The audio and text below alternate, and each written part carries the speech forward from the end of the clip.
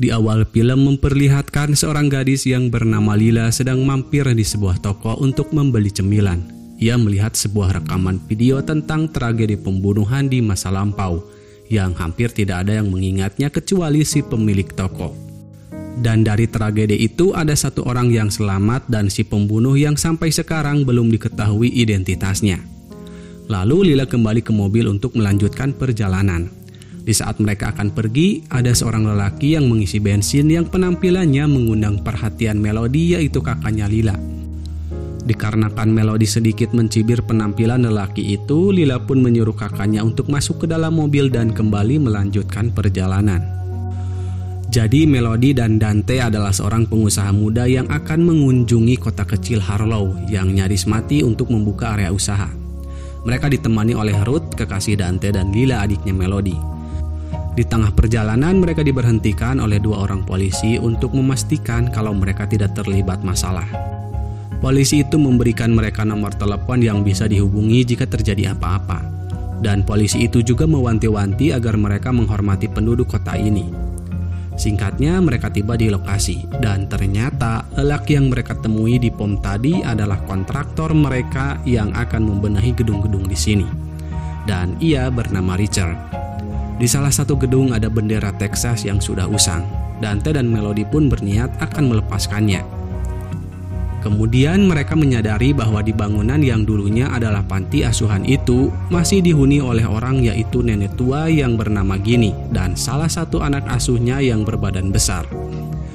Mereka pun berbincang tentang tempat yang menurut Melody seharusnya si nenek tidak di sini lagi, dikarenakan bank telah mengklaim properti ini beberapa bulan yang lalu. Ketika Dante meminta Ginny untuk keluar dari bangunan ini, Ginny yakin bahwa dirinya memiliki hak penuh atas bangunan ini disertai surat resminya. Tapi Dante tidak percaya dan memanggil Sheriff untuk menggeruduk Ginny, dan Ginny masih bersikukuh kalau ia takkan kemana-mana. Kegaduhan ini pun mengundang perhatian anak asuh Ginny yang berkebutuhan khusus, namun Ginny memberitahukannya kalau ia tidak kenapa-napa. Di saat para sheriff datang untuk menggeruduknya, Ginny mengalami serangan jantung. Karena itu, ia akan dibawa ke rumah sakit memakai ambulan. Salah satu anak asuhnya itu ikut dalam mobil. Tadinya Melody akan menemani si nenek, namun para investor keburu datang dan Ruth bersedia menemani si nenek. Situasi ini membuat Lila merasa tidak nyaman dan ia ingin kembali kepada ayahnya, tapi Melody tidak mengizinkannya. Lalu Dante menghampiri Melody dan memperkenalkan Catherine, yaitu seseorang dari pihak bank yang telah merealisasikan semua ini.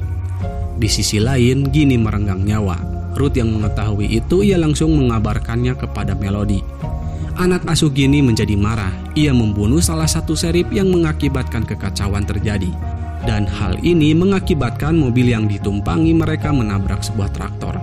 Sementara itu, Lila menghampiri Richard yang sedang memperbaiki mobilnya, dan di sana ada sebuah senapan. Lila menanyakan tentang senapan ini. Rupanya Lila mempunyai trauma karena sebuah insiden penembakan yang pernah dialaminya di sekolahnya. Richard pun sangat prihatin untuk hal itu. Dan di sisi lain, Melody sedang melelang gedung-gedung yang ada di tempat ini. Setelah pelelangannya selesai, Melody membaca pesan dari Ruth. Mood Melody pun berubah seketika. Ia merasa bahwa semua ini adalah pertanda buruk, dan ia berniat akan membawa Lila pulang. Beralih kepada Ruth, ia masih selamat, dan ketika ia melihat ke spion, ia melihat muka si nenek sedang dikuliti oleh anak asuhnya, dan ia pun memakai kulit si nenek sebagai topeng. Ruth mencoba berbisik meminta pertolongan lewat HT. Tiba-tiba sheriff yang ada di sebelahnya tersadar. Hal ini mengundang perhatian anak asuh si nenek dan ia pun menghabisi si sheriff. Setelah si koprot itu pergi, Ruth mencoba melarikan diri dan naasnya ia ketahuan dan akhirnya ia juga dibunuh olehnya. Dan di saat Melody akan pergi dari sini, Richard menahan mereka dan menyita kunci mobil yang akan mereka pakai. Richard yang mengetahui kalau si nenek telah wafat, ia meminta untuk menunjukkan akte rumah itu. Maka ia akan mengembalikan kunci mobil ini. Dengan segera Dante mencari aktenya. Setelah dicari-cari dan ternyata tidak ada, mereka mulai berdebat jangan-jangan mereka telah tega mengusir si nenek dari rumahnya sendiri. Untuk memastikan ini, Dante dan Melody pergi ke rumah si nenek untuk mencari akte itu. Beralih ke tempat lain, si pemilik toko yang mengetahui kalau sang psikopat telah kembali, ia langsung menghubungi Nyonya Hardesty yang merupakan salah satu penyintas dari psikopat ini. Beralih ke Melody, setelah mencari akhirnya mereka menemukan sebuah fakta kalau bangunan ini masih milik si nenek. Dante yang sedang lengah, ia diserang oleh si Koprot dan membuatnya terkapar.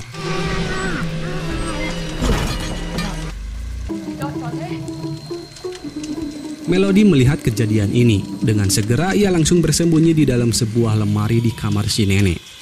Si Koprot pun masuk ke dalam kamar itu. Ia membuka lemarinya dan mengambil salah satu baju milik si nenek. Lalu ia mendekap baju itu sambil merias wajah si nenek yang ia pakai. Si Koprot menjadi marah dikala ia mengetahui kalau banyak orang di luar sana. Ia pun keluar kamar untuk mengambil palu. Melody tidak sempat memperingatkan yang lainnya karena ia harus kembali bersembunyi di bawah ranjang.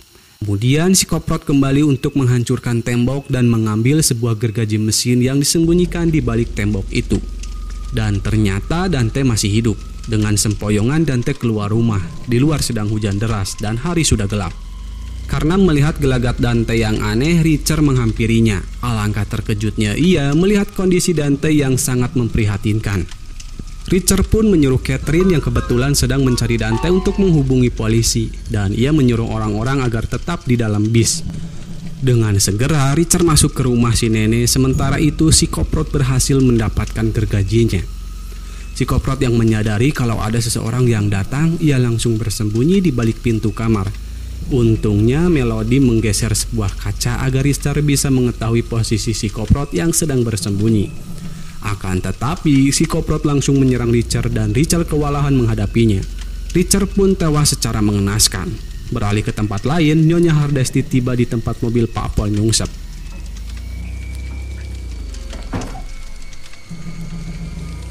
Sementara itu Lila merasa aneh dengan sikap Catherine yang menyuruhnya untuk tetap di dalam mobil.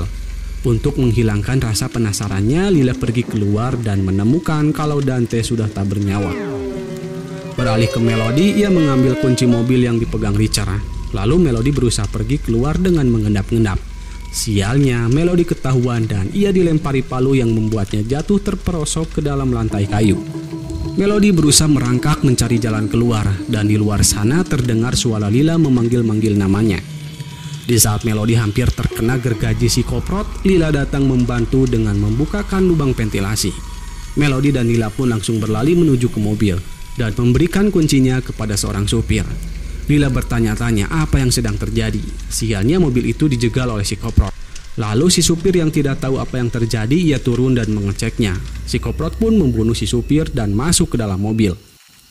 Di dalamnya terdapat banyak orang yang sedang berpesta. Suasananya berubah menjadi mencekam dikala si Koprot membabi buta membunuh orang-orang dengan gergajinya. Sialnya di sana tidak ada jalan lain untuk keluar. Lila dan Melody pun bersembunyi di dalam kamar mandi. Untungnya di sana ada ventilasi udara. Lalu Lila pun dibantu sang kakak untuk memanjat ke atas ventilasi itu. Di saat giliran Melody, ia hampir terbunuh oleh si Koprot. Namun Melody berhasil melawan dengan menancapkan sesuatu di tangan si Koprot. Dan ia pun berhasil keluar dari sana. Di saat bersamaan, Nyonya Hardesty datang. Ia memberikan tumpangan kepada Melody dan Layla. Namun bukannya pergi dari sana, Hardesty malah menunggu si Koprot datang untuk membalaskan dendamnya atas peristiwa waktu dulu. Karena hal ini Melody dan Layla dikurung di dalam mobilnya, sementara Hardesty turun untuk memburu si Koprot. Kini Hardesty berhadapan dengan si Koprot, yang sebenarnya Hardesty bisa saja membunuh si Koprot, namun si Koprot tidak ingat dengan Hardesty, dan Hardesty nampak kecewa dengan dia. Si Koprot pun mengabaikannya dan pergi ke asal suara teriakan Melody dan Layla. Di saat si Koprot akan membunuh kedua kakak beradik itu, Hardesty datang menembak si Koprot dan sekarang si Koprot ingat dengan Hardesty. Kini mereka berdua saling berburu dan Melody serta Layla diberikan kunci mobil agar segera pergi dari sini. Ketika Melody akan tancap gas, ia melihat Hardesty terkena serangan si Koprot. Lalu Melody berniat untuk menabraknya. Tapi sayangnya si Koprot berhasil menghindar dan mobilnya malah nyungsep. Kini sebuah besi tertancap di kaki Melody yang membuatnya tidak bisa beranjak dari mobil. Dikarenakan kondisi ini, Melody menyuruh Layla untuk segera pergi selagi masih ada waktu. Lila langsung lari dikala si Koprot datang. Melody pun meminta maaf kepada si Koprot atas perlakuannya kepada ibunya. Lalu Lila datang membawa senapan, sayangnya Lila tidak bisa menggunakan senapan itu. Kini Lila dalam bahaya. Di saat si Koprot akan membunuhnya, beruntung Hardesty masih bisa menembak si Koprot dan si Koprot pun pergi. Hardesty pun memperingatkan Lila agar jangan pergi karena si Koprot akan terus menghantuinya. Mendengar hal itu, Layla memberanikan diri untuk memburu si Koprot dengan senapan milik Nyonya Hardesty. Layla mencari si Koprot yang lari ke dalam sebuah gudang. Dengan hati-hati Layla mencari si Koprot itu. Dan tanpa diduga, si Koprot menerjang Layla yang membuat mereka terjatuh ke dalam kolam. Layla berhasil naik ke permukaan dan disusul oleh si Koprot. Di saat Layla sudah pasrah dengan apa yang akan terjadi, Melody datang mencekik si Koprot dari belakang. Di saat itulah Layla mempunyai kesempatan untuk menembak si Koprot berkali-kali. Ditambah Melody berhasil mengambil gergajinya dan menyerang si Koprot itu dengan gergaji itu. Lalu si Koprot pun terjungkal ke dalam kolam. Kini semua telah berakhir. Melody dan Layla merasa lega setelah semua kengerian ini. Mereka berdua bisa selamat dari hal itu.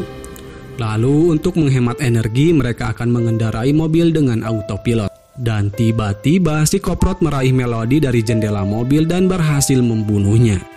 Lalu film pun selesai. Bijaklah dalam menyikapi sebuah peristiwa. Sampai jumpa di video selanjutnya. Wassalam.